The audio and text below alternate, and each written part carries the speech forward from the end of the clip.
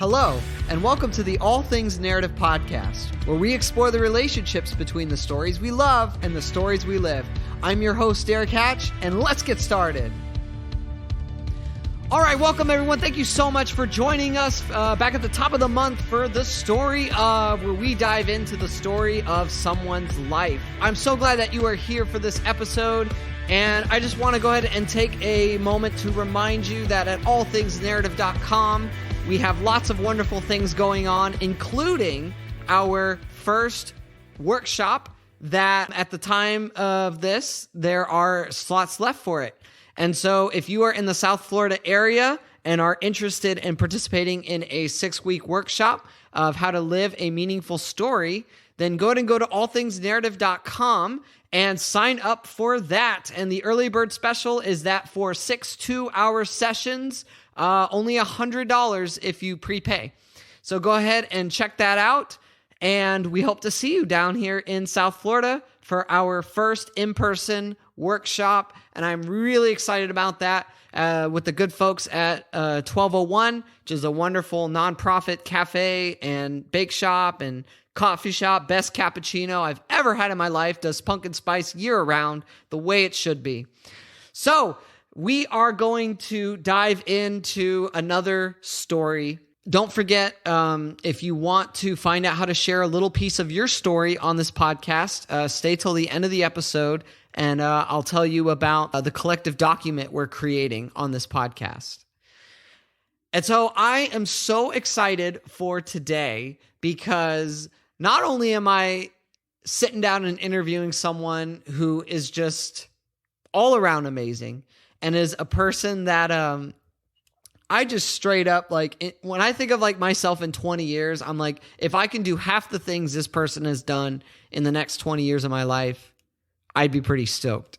But for right now, we are going to, we're going to introduce our guest. So here we go.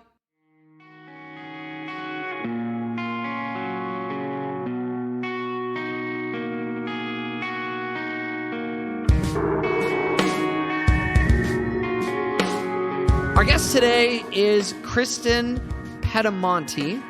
Kristin's narrative journey is layered and includes decades of projects on 5 continents through listening, storytelling, creative writing, interviewing locals about their own initiatives to address challenges in their communities, and sharing those stories on various platforms. She's been called a rebel with a cause, which I really like that. Kristin believes that context is imperative and specializes in unpacking and exploring complex, layered topics so we can better understand, communicate, and connect with each other. She recently completed a master's degree in narrative therapy and community work as part of my cohort.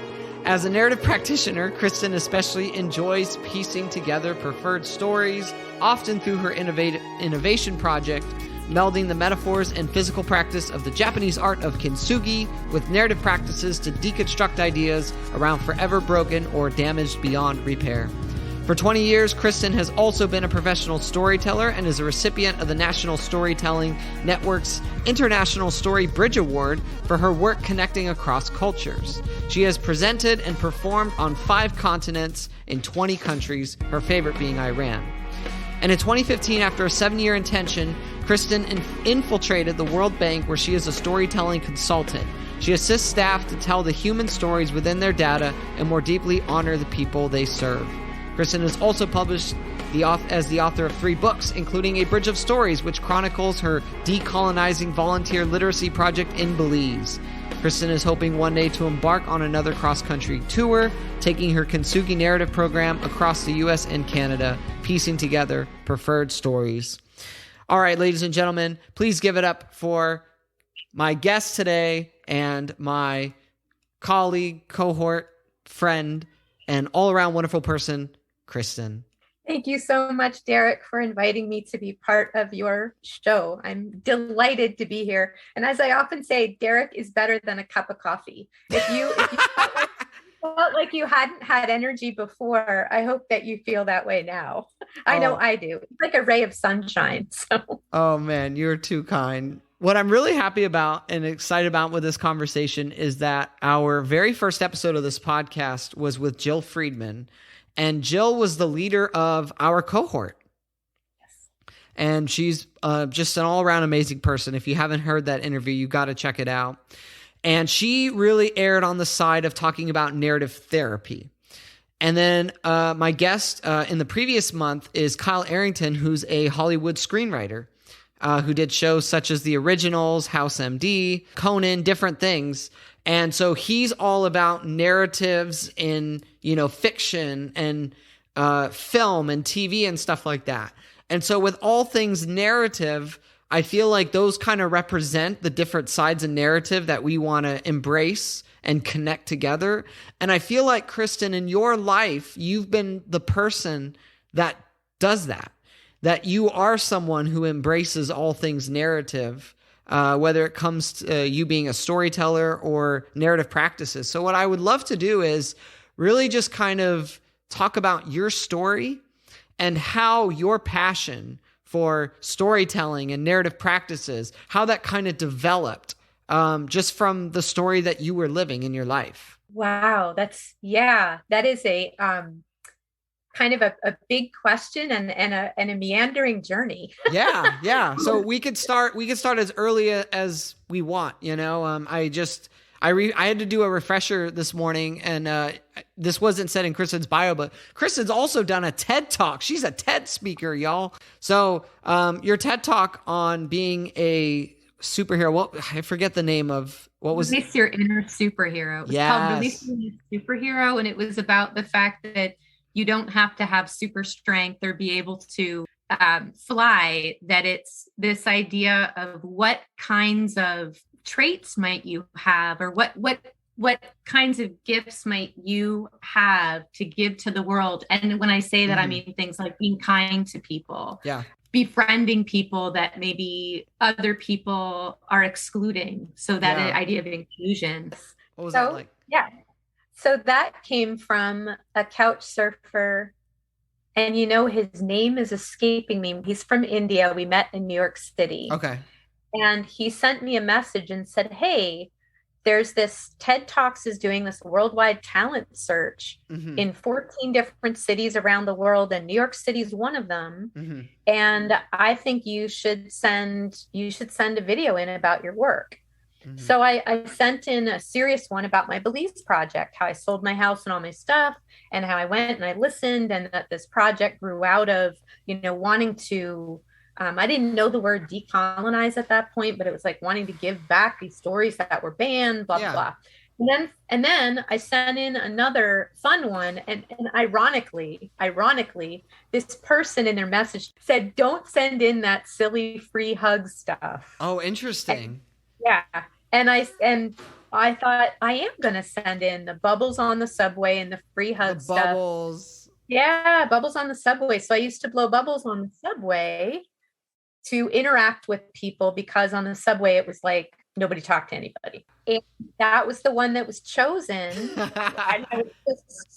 And they said, and then when the TED folks wrote back to me, they said, we'd never ever had one like that before. We'd never had anybody talk about free hugs.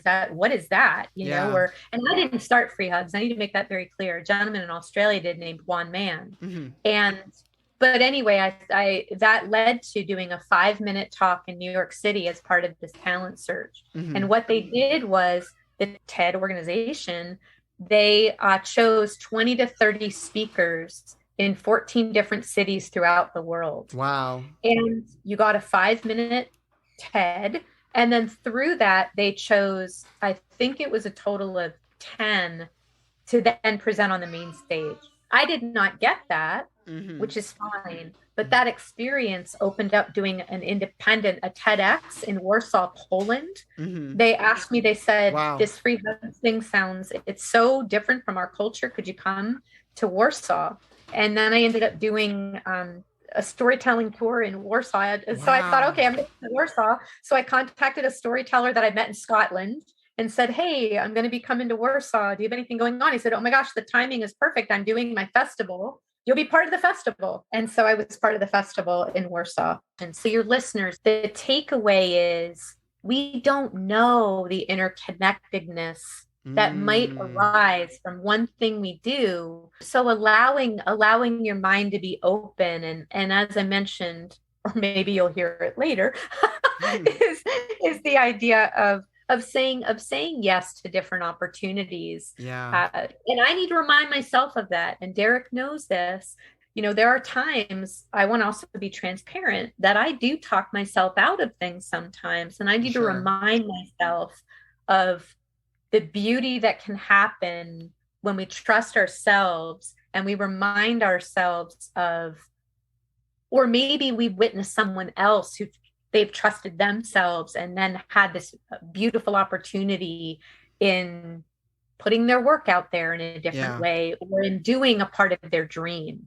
yeah. So that's something else I would love for you to carry with you. So one of the things that you mentioned in that TEDx talk was about carrying bubbles, that you're always packing, which I Yes. love that.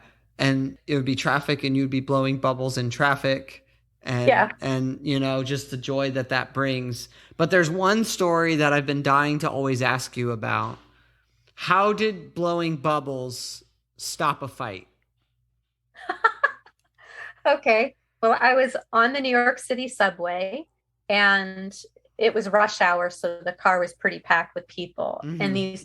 there was a pretty huge, and when I say huge, like a really muscular guy, like 6'3", standing by the door. Yeah. And another guy, just as huge, got onto the subway and bumped into the other guy. Mm-hmm. And their hands immediately went into fist and they started shoving each other back and forth. Mm. And nobody did anything about it. But there was whispering, like, should we do something? Should we do something? Yeah, yeah. And I had bubbles with me because like always packing. And I reached into my bag and I stood up and I took a step closer to them and I smiled and I just dipped the bubble wand and I blew bubbles. And within like 4 seconds flat, these two huge guys were popping the bubbles. So I blew more bubbles and then I reached into my bag and I always had some to share because I would hand them out on the subway just to create conversation and connect with people. And by the way, these work all over the world. I've done this all over the world. Wow. And I handed each guy a thing of bubbles and then these guys open the bubbles and they're laughing and they're blowing bubbles. Wow. It was an amazing experience. Now, I also admit that could have gone a very different way. I got very lucky that it went the way it went. That's pacifism at its finest, though. Nonviolent solutions. Yeah. And in Iran, I was in Iran for a storytelling festival and there was a crying toddler in the airport. And I didn't have language word-wise, but I had bubbles. And it was the last bottle I had in my bag. And I sat on the floor and I started blowing bubbles and her tantrum just diminished and diminished and diminished. And within about a minute, and I looked over to her mother, like, is this okay? And her mother spoke English and her mother was nodding her head and her child named Bahar, which means spring, her child crawled into my lap and just sat with me. And for about 15 minutes, we blew bubbles until they had to board their plane. That's just beautiful. Like, I can imagine if I was a parent, it might be strange at first to see a stranger do that. But at the same time, there's just something wonderful about that human connection. And I know with the free hugs, you have stories that you've told as well about how just having a free hug sign, people can open up to you and whatnot. It was a gateway to much deeper conversation. And in around 2012, I think, I started taking my free hug sign to protests as well. Yeah. So prior to that, I would simply stand in a town square. I did this all over the world too. I've done free hugs in 29 different countries, I think, and cities all across the US. Wow. But anyway, the protest, I started taking it to protest out of curiosity what might happen. And I witnessed multiple times people on either side coming up and hugging me. And then several times people on either side ended up talking to and hugging each other. Wow. It was profound. I mean, it's profound what can happen with two seemingly simple words on a piece of cardboard. Unbelievable. Yeah. That's part of my ministry, I guess. If I had any ministry, there's a thread through everything. That is ministry. Absolutely. Breaking stereotypes and connecting people together who might never imagine connecting. Yeah. with each other. That's beautiful. Thank you. I'm going to have to sit on that for a long time.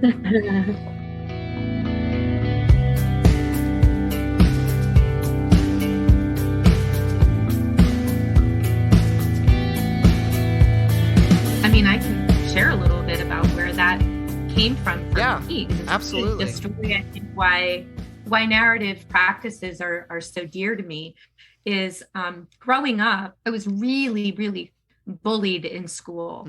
And the gift from that was this compulsion that started probably around 6th, 7th grade of never wanting another kid to feel like I felt. Wow. To feel not only excluded, but berated and ostracized. Yeah. And so it became, if I saw a kid who was sitting alone at the cafeteria, I would always ask, would you like company? I would like, would it be okay if I sit with you?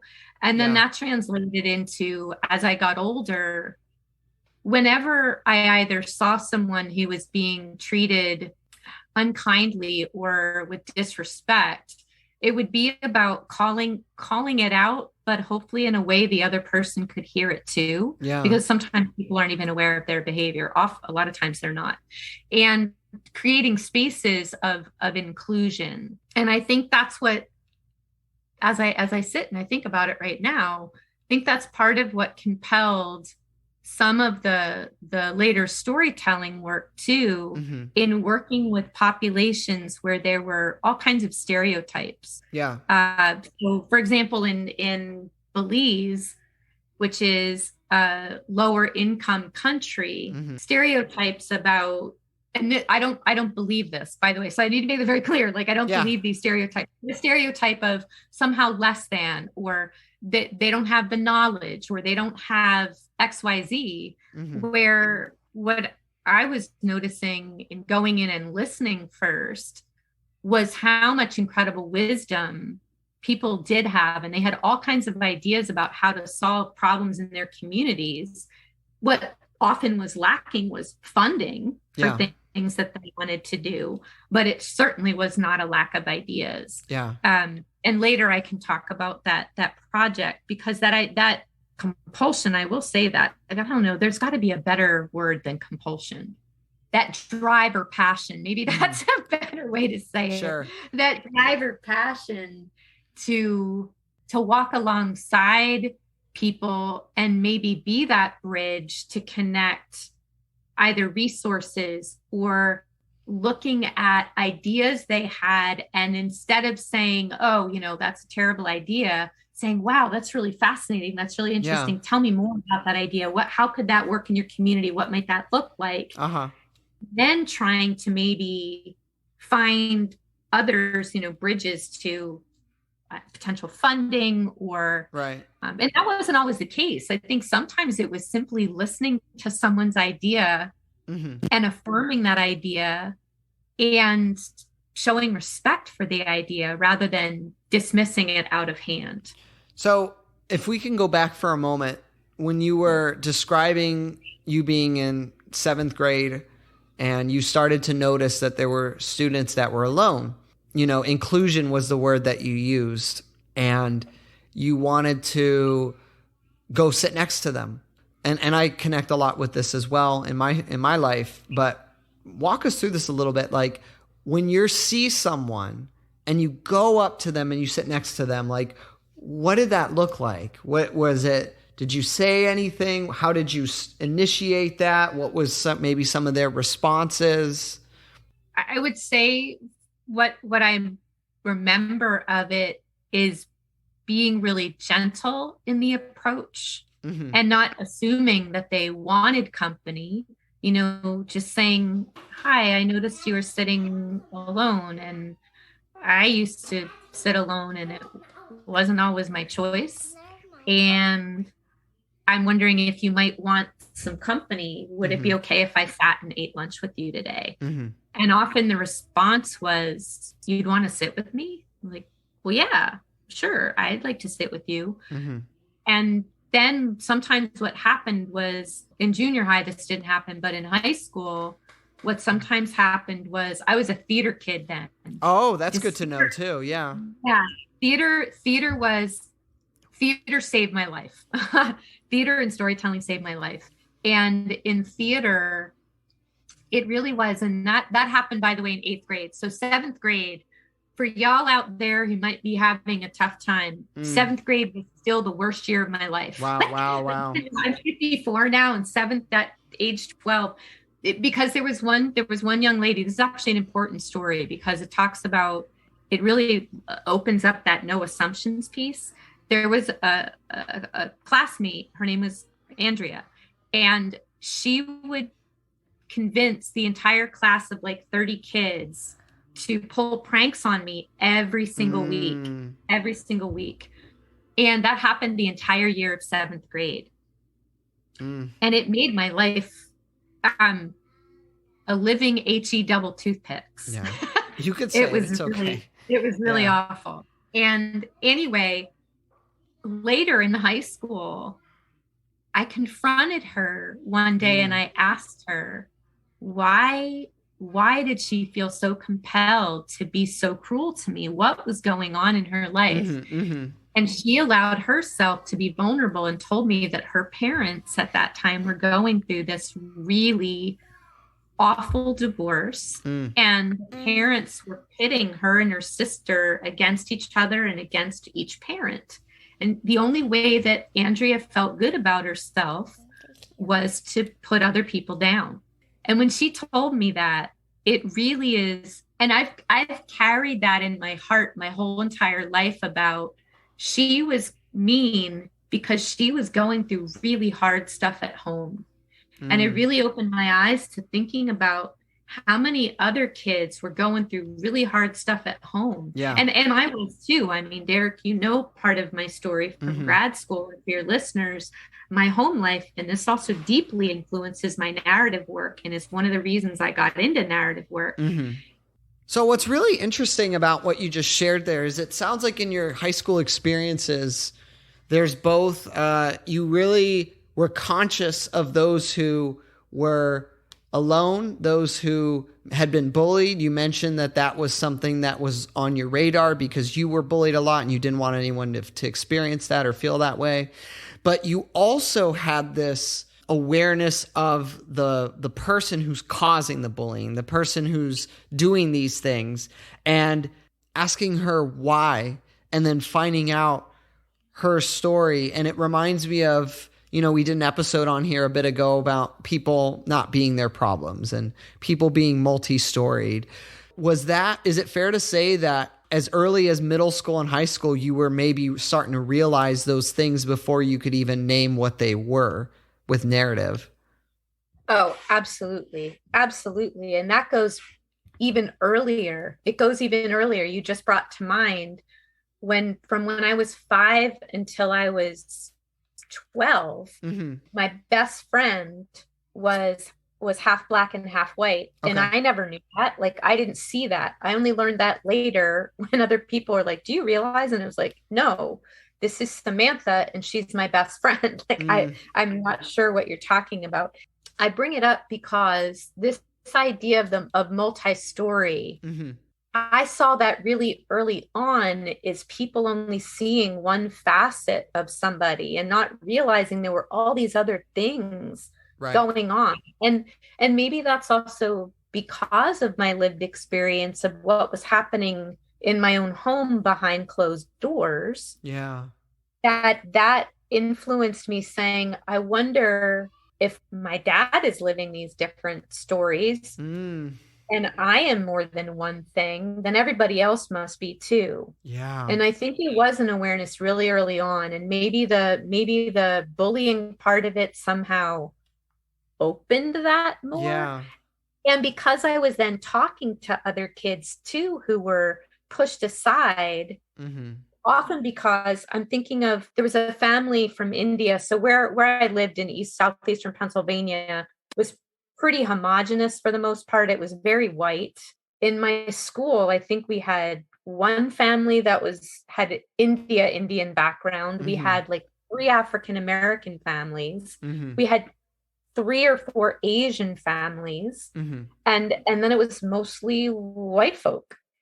And the kids who were different, like I remember Sangeeta and Sarita, they were just, people just judged them from the outset, pushed them aside. And for me, it was more, I was curious about, I wanted to know. I remember sitting with them on the bus. Nobody would sit with them on the bus, and I sat with them on the bus. And then I got to learn about Indian food, and I got to learn about, different traditions and and different ways of being. And I don't know, it was something that always intrigued me, and I wanted to understand rather than push away. And again, I didn't want people to feel like I had felt. Yeah. It sounds like some of the things you experienced in your home was affecting how you saw people. And is openness maybe a good word, for it? Like you mentioned inclusion, openness, and that you began to see people and to be curious about people. Yeah, the openness, that's a great way to put it. And I think it's because what I witnessed in my home was the opposite of that. And I think it may be helpful for some listeners to just openly share that my father was a Vietnam veteran. Yeah. And he was in Vietnam in 1963, before things really kind of hit the fan, before thousands upon thousands of troops were there. Right. And my dad had been recruited at age 17 from his high school to be part of this Air Force Secret Security Service. They were called Silent Warriors. Okay. And he became what's called a cryptographer.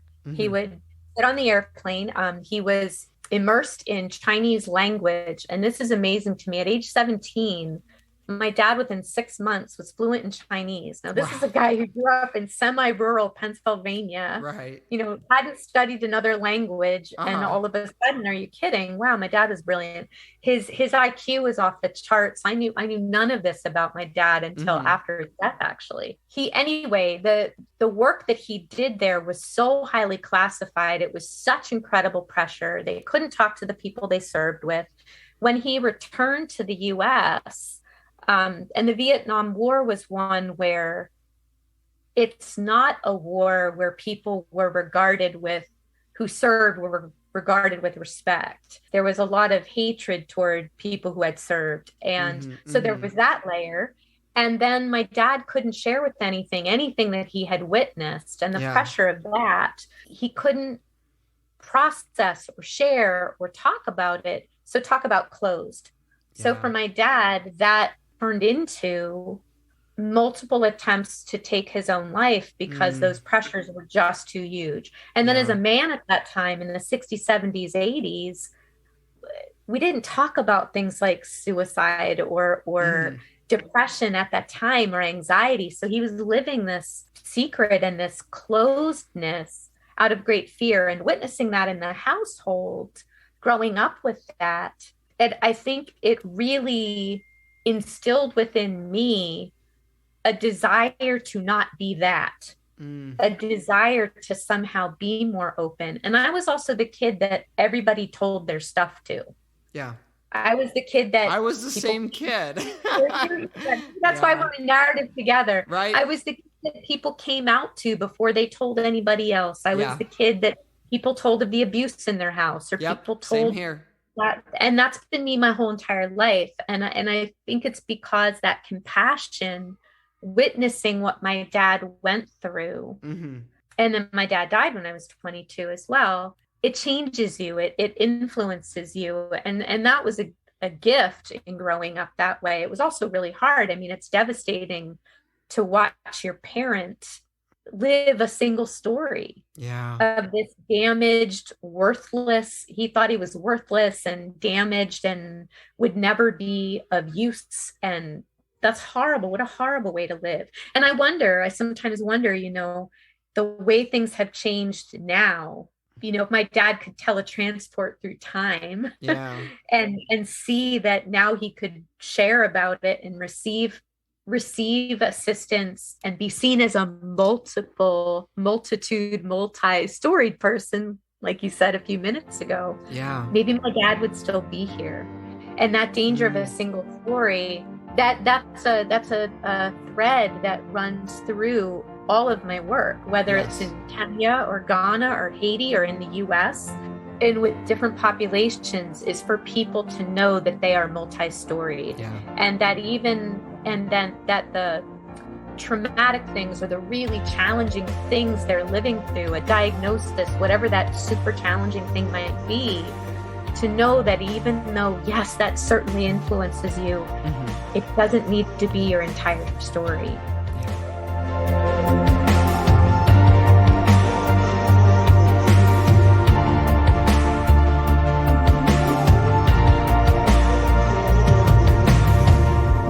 So walk me through, how do you get from, being in a rural area and, you've got the family situation, with your dad and lots of other things going on. You've got school, you're in theater, but you're the person that people go to and talk to. How do we get from that space to you going to 5 continents and listening to different people? Because I'm assuming the stuff about context and knowing the context and multi-storied facetness, I guess, of people that propelled you into something.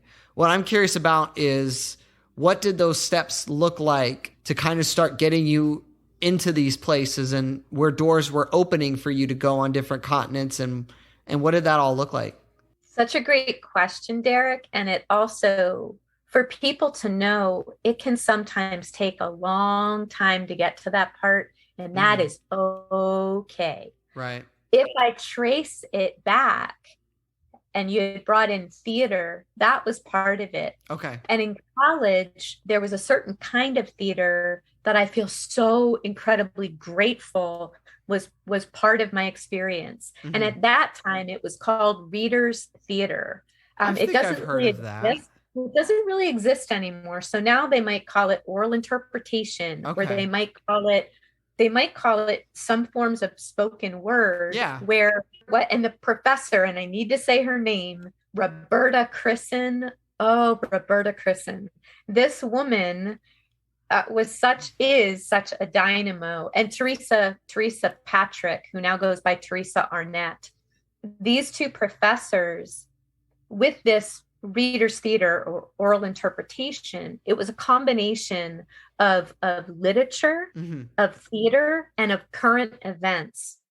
And one in particular forever made an impression on me.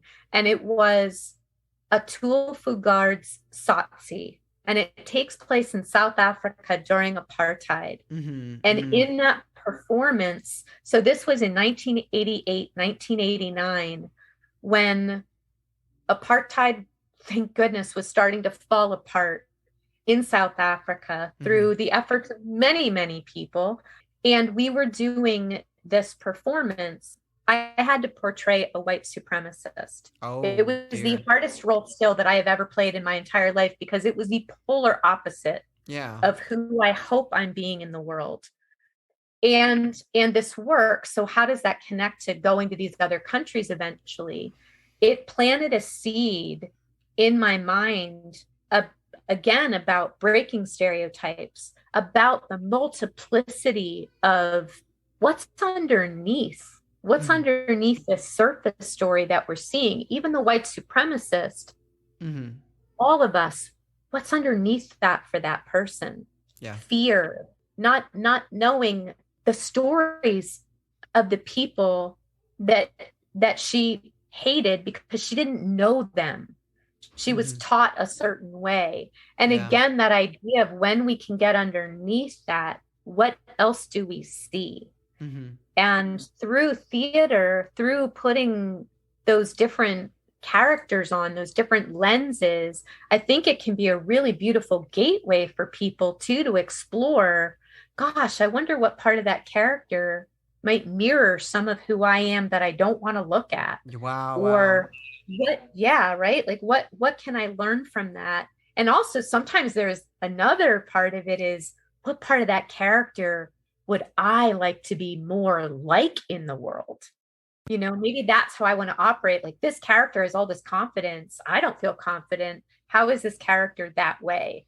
So theater really opened up doors. And when I said earlier, it saved my life. Mrs. Carthy, in my high school, the high school I went to, she would actually drive me like 25 minutes out of her way home after rehearsal, because my parents couldn't come and get me, and that was after the late bus, whatever. The reason I bring that up is Mrs. Carthy went above and beyond, not only as the theater teacher, but as someone who saw, she didn't know what was going on in the home, but she knew something must be going on. And she saw that theater was helping me.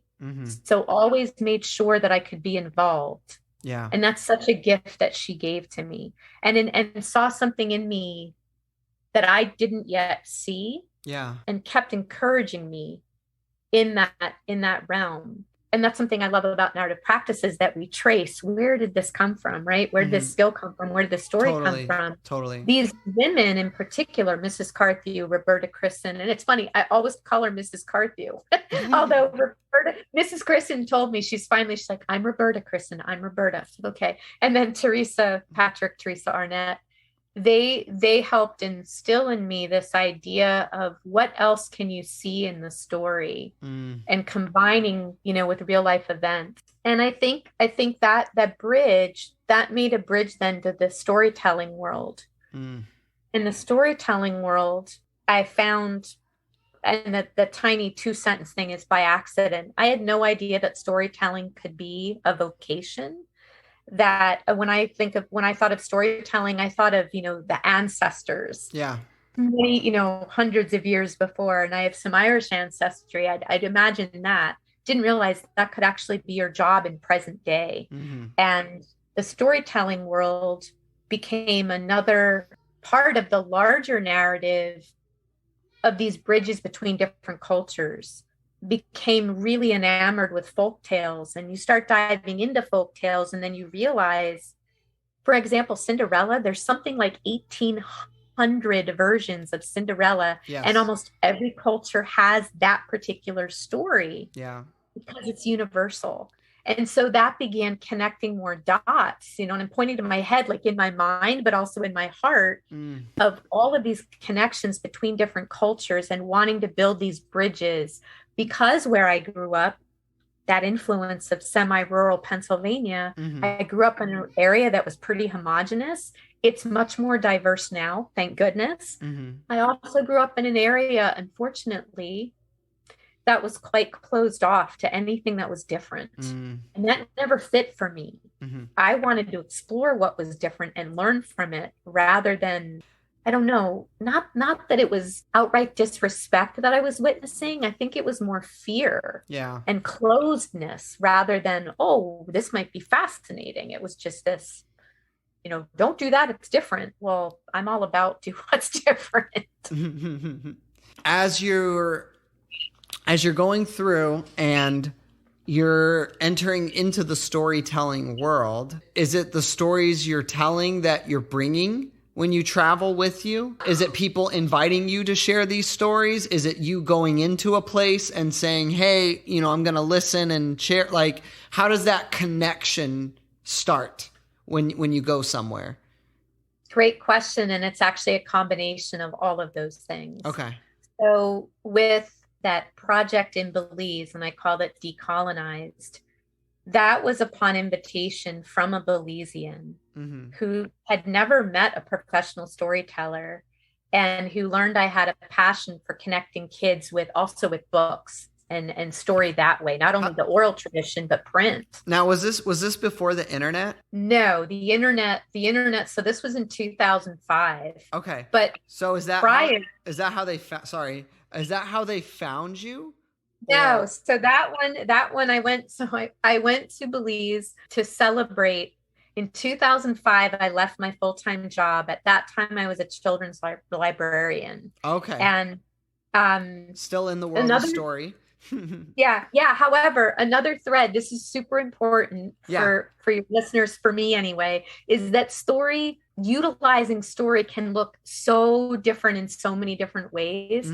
My job before I was a children's librarian was I did ovarian cancer research. Oh, wow. I was the lead interviewer on a study. And it was interviewing women who had ovarian cancer and women who lived in the same communities who did not. Yeah. Because it's very hard to diagnose this form of cancer. So they were trying to figure out if the cancer patients had certain things in common in their medical history, in their reproductive history, certain things that might mask the symptoms like lactose intolerance. Yeah. Okay. So anyway, in this 64 pages of questions, the most important question was, please tell me the story of how you were diagnosed. And in that one question of tell me the story of how you were diagnosed, they realized many of these women had symptoms for years, sometimes decades, but were told, oh, it's all in your head, or, oh, that's just change of life, or they weren't listened to. Wow. That experience planted a seed and another seed in my mind about the importance of listening. Again, context, right? Context is everything. A checklist on a medical form only gets so much information, but tell me the story, or gosh, I'd love to know more about what's going on in your life right now that might be affecting you feeling depressed. And then you find out the person just lost a job, or their partner just left, their dog just died. You find out all these things. Anyway, that was a seed that was planted. Yeah. Back to the children's librarian job. That job, I did storytelling, but it was, reading books, right? At that time. But the theater background, it wasn't just reading books. It was telling the stories. This library was in a really small town that in 5 years' time, 3 factories had closed. Drug addiction and alcoholism was off the charts because it was such an economically depressed area. People they'd lost their hope.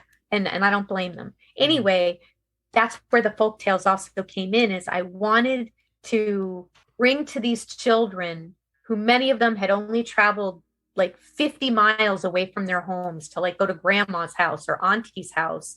They'd never been anywhere. And I wanted to bring the world to them. Oh, okay. And a bridge to that was folk tales. Yeah. A bridge to that was, Cinderella, there's an Egyptian Cinderella. Did you know that?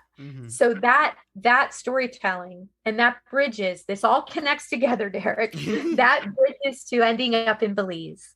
And Belize, ending up there, was I left that full-time job to now be a full-time storyteller. For 4 years, I'd been honing my storytelling craft and started getting gigs all over the place, all over Pennsylvania, New Jersey, Delaware. And there were so many gigs at that time. This was between 2001 and 2005. I couldn't do both. And so I chose to spread my wings and leave the library job. It took me a whole year to make that decision because being a big decision. Storyteller. And I was single at the time. I was also celebrating. I was happily divorced. We're still really good friends. And anyway, I ended up Belize on holiday, and this person met me, never met a storyteller, and said, hey, you told me about being a librarian, connecting these kids in a rural place with books. We need you here. The literacy rate had dropped like 40% in 15 years. It was a perfect storm that happened for that. And I traveled back and forth. My goal was I wanted to do things differently than I'd heard about Peace Corps, and Peace Corps does some really great things. I'd also heard how sometimes they didn't listen enough. So I went in, I know I'm talking a lot today, but I do a lot of listening. The first 6 months I went back and forth to Belize, most of it was listening. It was, hi, this is my skill set, but I don't know how to best be of service. What would help you? What do you need? What's missing? And it turned out that what was missing was creative writing from their curriculum. And they asked, could I teach creative writing? And the story part, when you said, was it stories that I took with me or stories that I learned there or stories that were given? This was all of those. I did research on books that featured children of color and the rainforest and the coral reef, because that's prevalent in Belize. And then it was listening about what stories do they tell? And I learned that they were forbidden to use their own indigenous legends in the schools there. Really? It was banned. It was banned for a variety of reasons. And I thought that was wrong. These are their cultural stories. And so some teachers would start teaching me the stories. And I traveled to about 75 villages when I was there, always by invitation. Someone would invite me. I'm sitting on, traveling on the little local school bus to go to a town, and someone sitting on the bus would say, "Why are you here?" Because nobody who looked like me would be in these areas. Why wasn't where the tourists go? And I would tell them about, I'm doing a literacy project and I'm doing book drives and bringing books into the schools. And then I'm listening and trying to do what's needed. And they would say, "Can you come to my school?" And I'd say, "And I'm a storyteller." Like, "Great, come to my school." "Great, I'll come to your school." So then I would stay with teachers in these different villages. Wow. And they started teaching me their local legends, Tata Duende, protector of the rainforest, and Ishtabai, who's the shape-shifting woman who turns into a monster. And she does that to protect women, which I thought was like, whoa, that's powerful. Yeah. And El Jadejo, which is a shape-shifting dog, and same thing, he's protecting people. Those became the legends that we'd focus on while teaching the creative writing. So it was their stories that were not only being utilized to teach, because then the children could see themselves in the material. It was also respecting material that had been disrespected by a lot of people who look like me, who are white. Yeah. And as a white person, that's where I use my white privilege, and there was a lot of work of, I don't have any more knowledge than you do. I have maybe some different skill sets. You have knowledge that's really valuable and important. And let's bridge those knowledges together and let's create this stuff together. And the book, A Bridge of Stories, talks about that process. And the lesson plan is within that book. I share that because that lesson plan could be utilized anywhere. Think about the different cultures in your own communities and how creative writing, and it was first person narrative, where the kids would choose one of these legendary characters. And then it would be what would happen moment by moment if they met that character face to face. Wow. It was very descriptive writing, and they were in the story. They were, I thought you would, with the work you're doing with creative writing and theater and working with kids too, as well as adults, to see themselves in the story. And that was my first experience doing that kind of work internationally. And then a librarian in Accra, Ghana, somehow Googled literacy and storytelling, and my itty bitty little website popped up. And then I got a call on Skype in 2011 from a librarian in Accra, Ghana. I thought it was a fake call at first. And then they said, no, look. And they said, would you video call? And there behind them is the Accra Library sign and their name, like on a little plaque on the wall. They're like, look, it's really me. So it took 2 years. It took 2 years to get there, but I went to Accra, Ghana, and the idea was to train librarians. And oh my gosh, no, they trained me. I brought a few things to them, and I learned a lot about how they were utilizing story in their context, in their communities. Watching them do literacy lessons with 50 kids from ages 4 up to 21, all in the same space together. Like, that's an incredible thing to witness. 2 young men, they were 18 and 19 years old, and they were teaching 50 kids at the same time, but all the way up to people that were a little bit older than they were, and how they would utilize, they'd pair the older ones with the younger ones. And what was really cool is sometimes it was the younger ones that were teaching the older ones. It was beautiful. It was just beautiful. So I learned a lot there. So between like going to Belize, working with the creative writing with the youth there, working with librarians in a different context, in a different place, do these kind of capture what you've done internationally abroad over the years? I'm sure they don't. I'm sure there's a lot. A little bit. I mean, I can cite, so that work ended up laying a foundation for another aspect of the work that grew out of it, which was, I stayed in Ghana after the library training work was over. And I interviewed everyday people about what they wanted people outside of Ghana to know about their country, because they were so tired of, Africa being talked about as if it's one country. Right. It's 5 countries. And there's diversity within each country too. So those interviews became a book. I partnered with another organization called Artfully Aware, and they I don't think they exist anymore. And it was Hillary Wallace, she's a graphic designer.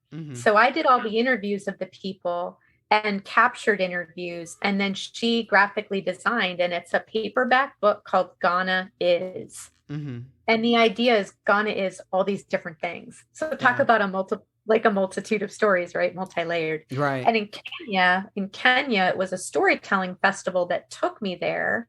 And I did something similar. It was interviewing Kenyans who had created organizations to address issues in their own communities. Okay. And again, it was to highlight the locals who were addressing things rather than the white savior complex. The whites are going to come in and they're going to make everything better. Yeah. These were Kenyans who were doing phenomenal, like a cooperative farm for women who'd been abused. That was one of the projects called Sepaset.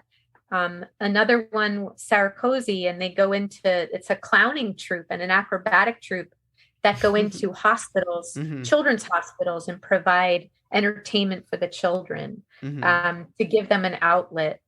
Many of these kids are terminal in these hospitals. So and then that evolved into really wanting to do more with breaking these stereotypes. And that led to the World Bank work. I heard horror stories about the World Bank. So what is the specific work you do at the World Bank? So on paper, I teach presentation skills. What I'm actually doing is teaching staff how to tell a very different story than what they're telling. They often tell really technical, complicated, data-driven, data-filled presentations that don't have a story to them. Yeah. And my goal is to assist them to have more humanity in their presentation, to honor the people they're in service to, and to tell the human story behind the numbers, because behind every number is a human. Yeah. And that work came out of those independent projects I had done in Belize and Haiti. I didn't talk about Haiti, in Kenya and Guatemala and Ghana. I heard over and over how the World Bank, while it did lots of helpful work with providing funds, also did a lot of damage in not including local people in the projects that they were doing, and not listening to the knowledges and wisdom of the local people. Yeah. And that's part of what I bring back to the bank, is letting them know transparently the kinds of things I heard about them. And that's why I want to assist them to tell a different story and to also listen more. So I'll ask things like, do you have anybody local on this project? If you don't, you might want to consider it. So it's not only presentation skills, it's really about, are they fully honoring the populations they're in service to? Are they also listening? Yeah. Not only coming in and saying we're an expert. That's something I love about narrative so much, is that while we are practitioners, we are not experts. And that the people who consult with us, and I love that too, not calling someone a client. I love the idea of consulting together on this journey of a preferred story, and that the person consulting is an expert in their lived experience. Yeah. And we are skilled, hopefully, compassionate, curious question askers that might be able to assist in unpacking some things, and we're exploring things, but we're doing it alongside each other. I love that about narrative so much. And that changes, because that when that change happens, because what you're dealing with isn't going to be a short-term fix. It's a long-term systemic changes that have to come from the inside and are going to affect the way they move in the world. Absolutely. And so that's beautiful that they trust you, and that they are bringing you into this work that they do.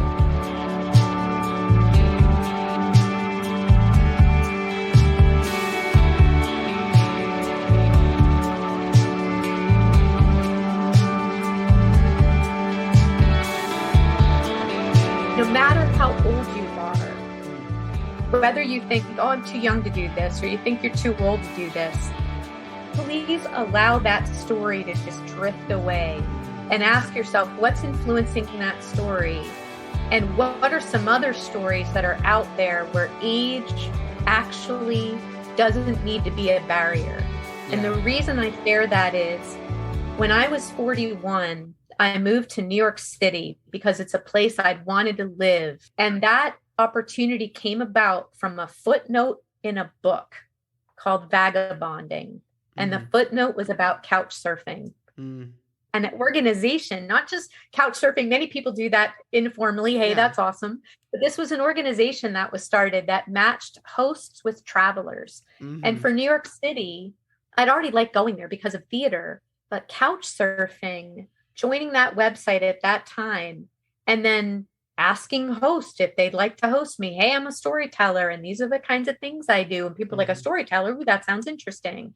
Hey, and for staying at your apartment, I'll share stories with you. And if there's a story you want to learn how to tell, maybe I'll help you. And that couch surfing, the reason I'm sharing it is it opened up a whole different way of living. And I moved to New York City for $500 a month in 2008, which is unheard of. That was so cheap. Yeah. And not like an apartment. I had 3 roommates. And growing up where I grew up, I never imagined at 41 that I'd have 3 roommates. And what an awesome experience that was. The reason I'm sharing these details is for us to all expand our lenses on different ways of living that might open up more opportunity. And that living in New York City, I hosted in that living situation, we hosted couch surfers from all over the world. And that sometimes became the bridge. Kristin, I love visiting with you in New York. Can you come to my country? Wow. So in 2011, I pieced together a European tour for 2.5 months across Europe. I did 7 performances, including in a school in Paris that someone I met randomly in Guatemala who asked to sit with me at dinner. The moral of the story is say yes. If someone says, hey, may I sit and have dinner with you? Say yes. What have you got to lose? And Diego happened to live in Paris at the time and said, I'd love for you to come visit me in Paris. I was like, I've never been to Paris. Hey, I can set up an audition at a school for you. Great. And then the school said yes. And for 6 years, they hired me, paid my transatlantic flight, and 800 euros, which is like $1,000 for 2 days of work. And then I would continue traveling to different countries across Europe and performing. So I share, that's how all this stuff happened, is by following a footnote in a book. You know? So, but not saying no. So the moral of the story is say yes. Yeah, say yes and look beyond, age 41, my friends in Pennsylvania were like, are you crazy? You're moving to New York City by yourself and you're couch surfing on people's, like, you don't know these people. And I said, but oh my gosh, the life I'm having, I get to go out dancing, which is another passion. I get to meet people from all these different cultures. And now I'm traveling to these different countries. It's not only about saying yes. I think that's important too. It's about expanding your vision, expanding your field of vision as to what is possible and what is okay. Yeah. And I mean that in a way of not harming people either. I mean, none of this harmed anyone by saying okay to these things. And I didn't harm myself by saying okay. It opened up a whole new world. Well, it opened up a world where you could live your dreams, where you could be a professional storyteller. Yes. And whatever that was going to take to do that, you were willing to do. And transparently, something else important for me to transparently share is I was also living on about $18,000 to $20,000 a year as a professional storyteller from 2005 to 2015. I lived very, very leanly. I also had sold my house and most of my possessions to do that Belize volunteer project. And I was okay doing that. And that's a whole other conversation that we could have, is like, what did that process look like of letting go, but it was the most liberating thing. That's what everybody says. That's why, like, sometimes you get a feeling in life that something's going to happen to you. And like, that's one of the things that I think about a lot, is like, am I going to get to a point in my life where I'm going to let go of most of the stuff, Yeah. And so I feel like God's like preparing my heart to do that one day. So yeah. Where does Steer Your Story, how does that fit into all this? Does it come out of it? Does it? Yes. and you could tell your listeners a little bit about what Steer Your Story is as well. Yeah. Yes, it's the yes and. So Steer Your Story. And when I say that, I called it Steer Your Story. And then for a while I called it Steer Your Inner Story. And then Narrative Practices reminded me that it's the inner and external story all at the same time. Yep. It's all those layers together. So that came out of some lived experience too. In 2018, I attended as a participant a retreat for female identified survivors of childhood sexual abuse and assault. And at that retreat, I met 20 other women. And as I was hearing, we didn't talk about the trauma stories. It was really about who are we now and who do we want to be. Yeah. And it was a lot of recovery work too, on that idea of being forever damaged, a story that often was put on us. Your experience, honoring the experience that you lived through, and saying you're so much more than that. And as I was listening to the other women, what I noticed were these common threads that seemed to run through of never good enough, overachieving, almost every woman in the room. Yeah. And it was really interesting because I thought I had felt very alone in that part of my story for a long time. So on returning back home after that retreat, well, and that's also where I got to experience Kintsugi, the Japanese art of mending broken pottery, for the first time. Yes. No therapeutic questions were asked at all. We were simply given a bowl. We were instructed to break it and mend it with glue and gold. And it was a profound experience.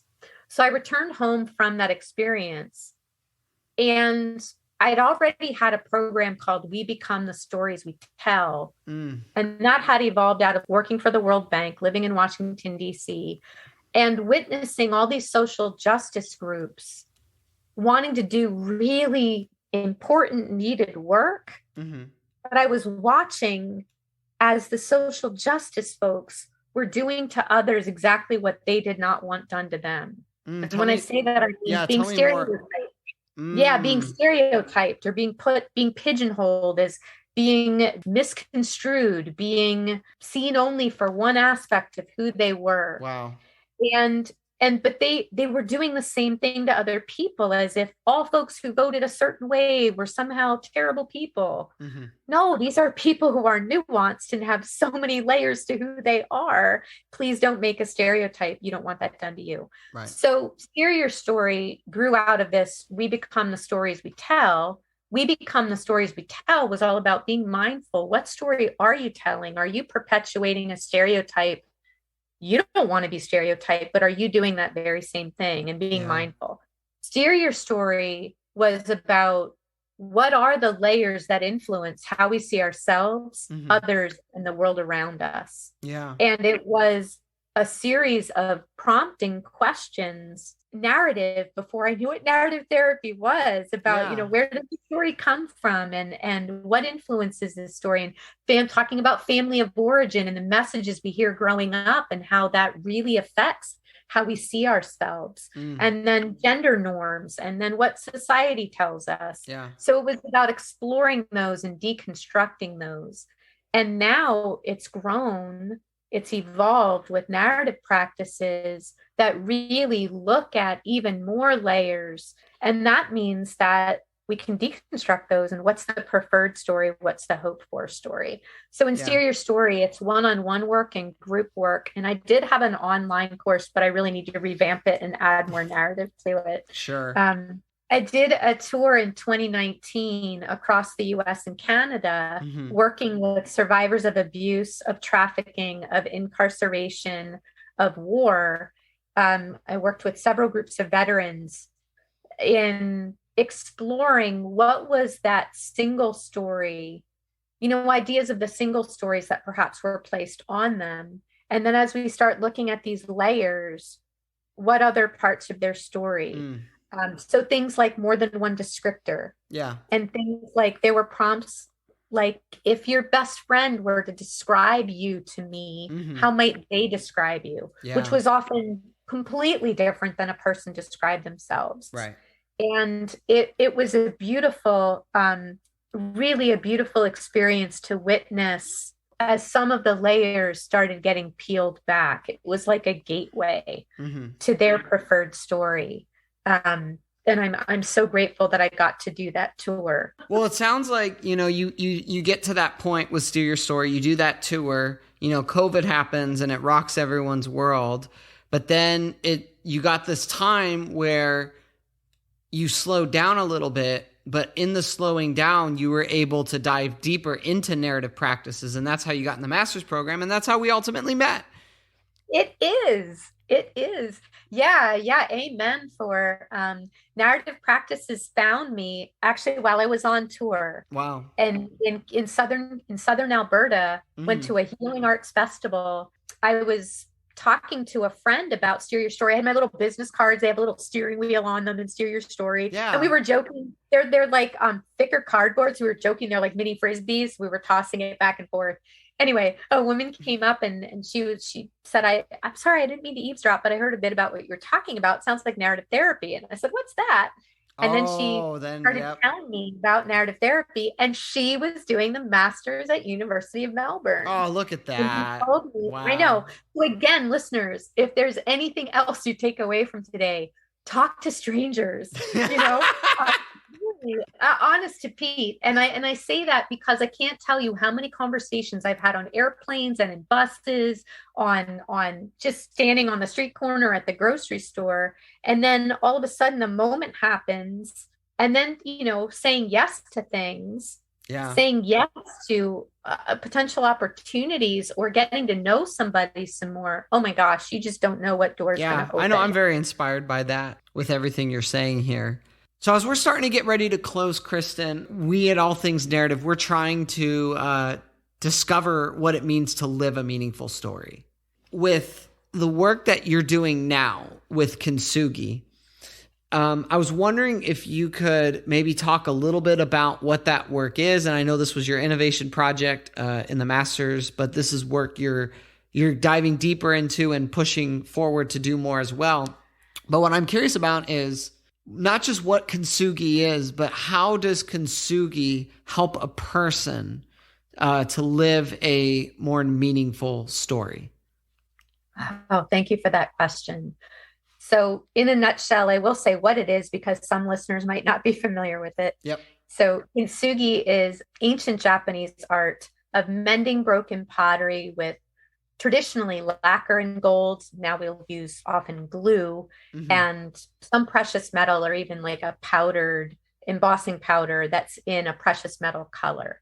And the philosophy around Kintsugi and the meaning, even in the ancient Japanese tradition, is to honor the cracks and to highlight them rather than hide them. It's a beautiful and powerful metaphor in lived experience of not hiding the cracks or the scars or the flaws or the, if you want to call it, damage, rather honoring it and highlighting it, with the idea that the life of the vessel is honored before the breakage, during the repair, and then after the repair. Wow. And it's actually considered stronger. The vessel's considered stronger after the repair.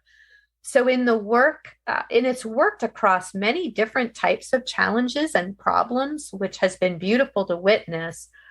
A particular population that I really feel strongly pulled towards, I think because of my own lived experience, is survivors of abuse, of childhood sexual assault, of interpersonal violence, and then survivors as well of trafficking, incarceration, war.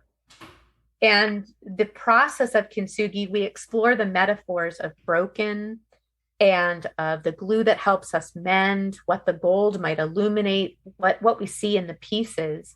And we do the physical practice of breaking a piece of pottery and exploring the pieces. What are we seeing in the pieces, and then mending them? The meaning making that can come out of this is not only what are people seeing in the pieces and what's the metaphorical glue, also very real, lived, and not to say those metaphors aren't real for people, they are. Right. What I mean is skills that a person uses. What are the skills they're using to glue this piece back together? Yeah. What are the skills they're using to choose what pieces to start with? And how might that apply to their daily life? Witnessing people, have these moments of, oh, I'm using patience and discernment. And then having a conversation. Oh, do you use patience and discernment in other areas of your life? My gosh, yeah.